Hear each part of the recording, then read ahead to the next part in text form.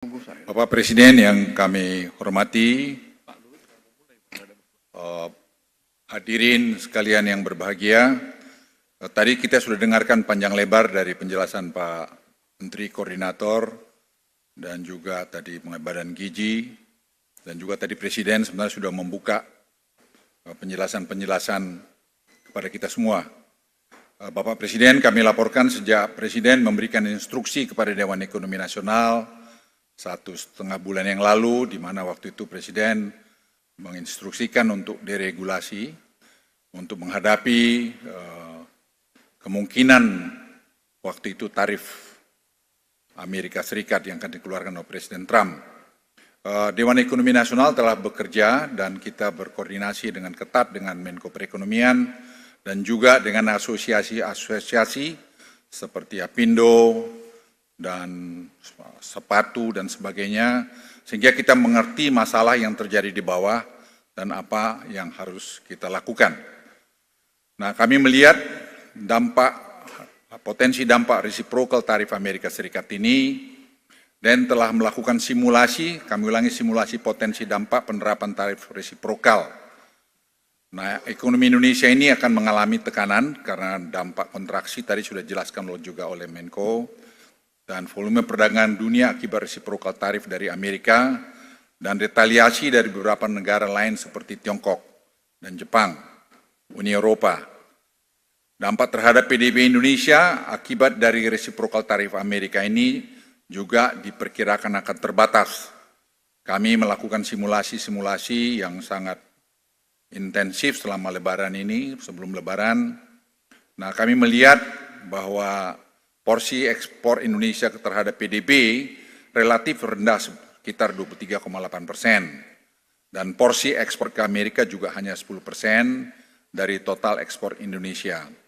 Jadi dari rangkuman-rangkuman ini semua Bapak Presiden, tadi sudah disampaikan juga oleh teman-teman sebelumnya, kita sebenarnya tidak perlu khawatir berlebihan, bahwa kita waspada, yes.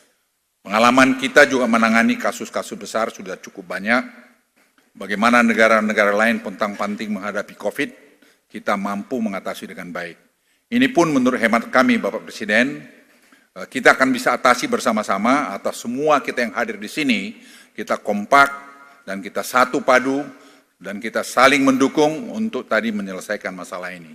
Karena kita punya data dan punya potensi yang kuat bahwa kita mampu memitigasi masalah ini. Kemarin kami laporkan pada Bapak Ibu sekalian, dalam rapat pun Presiden telah membuat keputusan-keputusan yang cepat, yang menurut saya kami dari DEN tidak terbayangkan bahwa keputusan itu kemarin diambil menyangkut seperti deregulasi, yaitu menyangkut kuota, menyangkut juga hair tax, semua bisa diputuskan dengan cepat dan segera akan dieksekusi. Karena ini akan nanti mengkompensate atau mengabsorb tadi tarif yang 32% ke Amerika itu, dengan tadi rupiah yang kita diduga takut lebih dari 17.000, sebenarnya ini juga masih dalam batas-batas yang normal, sehingga itu juga bisa menjadi bagian penyerapan daripada tarif yang dibebankan oleh pemerintah Amerika. Namun jika terjadi perang dagang global dalam skala luas, maka hal ini akan memberikan tekanan yang besar terhadap perekonomian Indonesia maupun dunia. Terutama second round effect dari perlambatan ekonomi Tiongkok, yang kita tahu ekonomi Tiongkok sampai hari ini juga belum membaik seperti yang mereka harapkan. Kemarin kita dapat juga laporan dari Tiongkok bahwa banyak pemain-pemain di Tiongkok itu melihat Indonesia masih menjadi alternatif yang bagus buat mereka untuk melakukan investasi. Dan kami laporkan Bapak Presiden, ini saya kira peluang besar yang kita bisa ambil, dan kami kemarin dari anggota Dewan Ekonomi Nasional yang kebetulan disuruh ke sana, diperintahkan ke sana, juga memberikan laporan bahwa itu bisa segera kita eksekusi. Jadi sejak keputusan Bapak mengenai deregulasi itulah memberikan dampak yang sangat luas. Meskipun secara agregat dampaknya terbatas, tetapi terdapat sektor-sektor yang mengalami penurunan ekspor dan output cukup besar. Ya, seperti perikanan perlu kita perhatikan karena menyangkut banyak ratusan ribu buruh, pertanian, lainnya seperti tekstil, produk makanan, elektronik, peralatan listrik, produk kayu furniture, dan karet, dan juga produk plastik. Nah, kita tidak ingin melakukan retaliasi, karena saya lihat gayanya, kami lihat Bapak Presiden, gaya daripada Presiden Trump, dia ingin bilateral, tidak mau melakukan, agak kurang berkenan untuk melakukan multilateral. Pembicaraan-pembicaraan resmi akan segera dilakukan oleh Menko Perekonomian dan Presiden sudah merintahkan, tapi secara bersamaan juga Presiden sudah memberikan arahan, pendekatan-pendekatan non formal pun, non resmi pun sudah berjalan dan dengan Amerika, dengan Washington, dan saya kira ini akan punya dampak-dampak yang sangat baik kita lakukan secara bersamaan. Nah, sektor-sektor terdampak negatif ini perlu mendapat bantuan dari pemerintah, terutama di masa transisi. Tadi saya kira sudah dijelaskan oleh Menko Perekonomian, terutama karena signifikansinya padat karya. Namun ada juga hal-hal yang sudah kami juga mulai bicara, semikonduktor yang tadinya mau ke tetangga kita, mereka juga memilih untuk ke Indonesia. Jadi banyak sekali sebenarnya peluang-peluang yang kita bisa lakukan, tapi seperti yang dikatakan Presiden, kita semua harus mendukung, tidak memfabrikasi berita-berita yang belum tentu benar. Kita justru memfabrikasi berita-berita yang baik, yang positif mengenai negara kita. Karena kita sedang menghadapi situasi global. Ingat kembali bagaimana COVID dulu kita selesaikan karena kita semua kompak. Semua kompak dan semua mendengarkan arahan. Sekarang arahan Presiden sudah jelas. Saya berharap kita semua tidak ada yang ngarang-ngarang sana-sini. Kita harus patuh, taat, dan melakukan itu semua dengan sebaik-baiknya. Karena semua basisnya data. Saya ulangi, basisnya data. Bapak Ibu sekalian, saya juga ingin melaporkan lebih lanjut, memang betul kami sudah juga meramalkan dan saya kira semua kita bisa tahu, rupiah dan pasar saham di Indonesia juga mengalami koreksi. Namun seperti yang kami laporkan pada Bapak Presiden kemarin, masih sejalan dengan yang terjadi di negara-negara lain. Karena itu kita tidak perlu ada yang panik, yang berlebihan dan menyikapi hal ini. Ini biasa dalam dinamika kehidupan. Saya melihat Presiden dengan tenang kemarin buat keputusan-keputusan dan saya sampaikan pada beliau, saya sampaikan memang inilah keputusan yang harus dibuat dan kami bangga juga bahwa keputusan dibuat dengan cepat dalam kondisi-kondisi seperti ini. Nasdaq juga turun hampir 2.000 poin dan sejak diumumkannya tarif 2 April. Dan ini saya kira penting dan kita ingat juga ini peluang buat kita semua untuk melakukan refleksi. Ingat pada tahun pemerintahan Pak Harto, Inpres 1985 itu juga perlu diterbitkan waktu itu untuk menghadapi keadaan ekonomi yang perlu diselesaikan. Bapak Ibu sekalian, strategi negosiasi dengan Amerika Serikat dan langkah kebijakan menghadapi dampak tarif resiprokal Amerika, ini juga sudah kami siapkan dan sudah kami koordinasikan dengan Kemenko Perekonomian dan juga kementerian-kementerian terkait. Indonesia dan juga asosiasi. Indonesia telah menyiapkan proposal untuk negosiasi tarif dengan Amerika.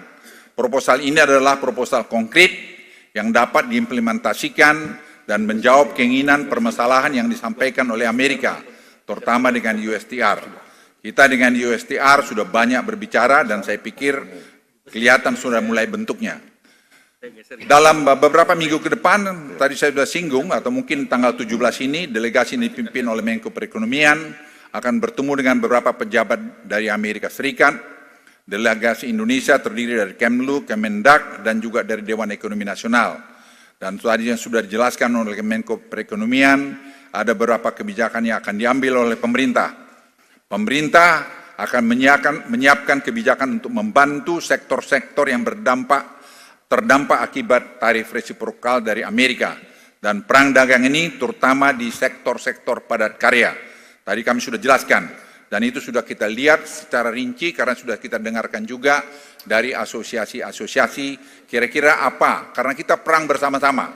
Kita satu tim. Nah itu kita dengarkan dan kita tangkap bagaimana cara kita melawan keadaan seperti ini. Dan ini saya pikir kita sangat bangga bahwa teman-teman dari asosiasi memberikan masukan-masukan yang sangat konkret. Deregulasi untuk memotong ekonomi biaya tinggi sehingga membuat competitiveness dari produk-produk Indonesia di pasar internasional menjadi sangat baik. Dan ini saya kira sudah diputuskan oleh Presiden, dan pemerintah juga menyiapkan kebijakan counter cyclical untuk minimalkan dampak negatif perang dagang terhadap perekonomian domestik. Nah, dengan tadi deregulasi tadi, penyelesaian European Union SEPA yang selama ini belum selesaikan, saya kira akan segera terselesaikan, dan akibatnya market pasar kita di Eropa juga menjadi luas, sehingga market ke Amerika masih jalan, ke Eropa juga bisa jalan, dan juga dari BRICS kita masuk, dan kemudian Tiongkok juga masih membutuhkan kita. Saya kira kita bisa mengabsorb dampak tarif 32% yang diterapkan oleh Amerika. Dan juga melihat adanya reciprocal tarif dari Amerika ini sepenuhnya tidak negatif. Repositioning perdagangan global yang bisa menjadi peluang Indonesia untuk menarik investasi dari luar negeri, menjadikan Indonesia sebagai basis produksinya. Apalagi secara relatif tarif reciprocal kita relatif rendah dibandingkan banyak negara-negara ASEAN yang lain. Karena itu deregulasi untuk memotong ekonomi biaya tinggi itu menjadi sangat penting. Ini yang kami juga koordinasikan dengan teman-teman Menteri KL, pengalaman kami sebagai Menko Marves tidak gampang. Dan kami sarankan pada Presiden kemarin, itu kita Bapak Presiden buat top down. Kalau mulai dari bawah itu akan dipimpong kiri kanan.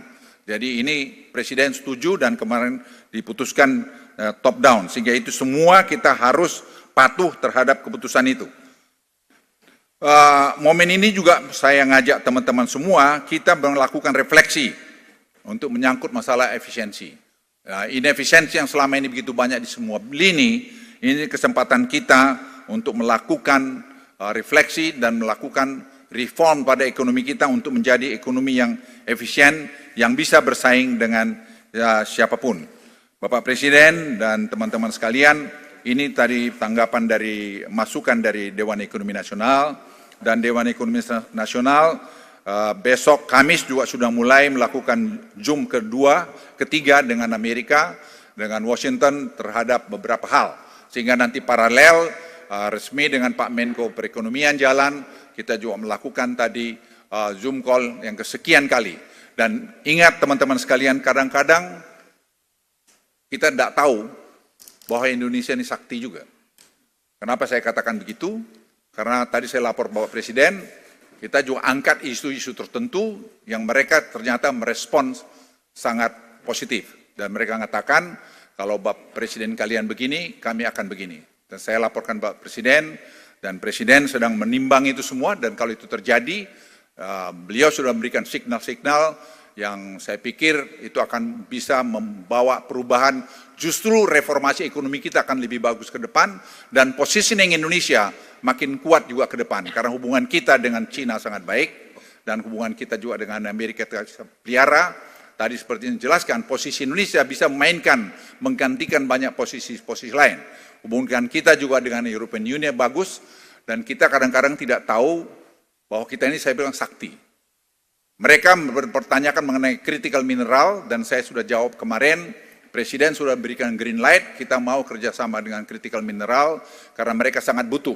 Dan kita sudah punya pengalaman di situ, dan saya kira kita tidak perlu ragu mengenai ini. Saya hanya ingatkan sekali lagi kita semua, kita harus bangga jadi orang Indonesia, dan kita bangga sekarang Republik ini dipimpin dengan tegas, dengan jelas oleh Presiden Republik Indonesia, Presiden Prabowo. Sekian, terima kasih. Wassalamualaikum warahmatullahi wabarakatuh.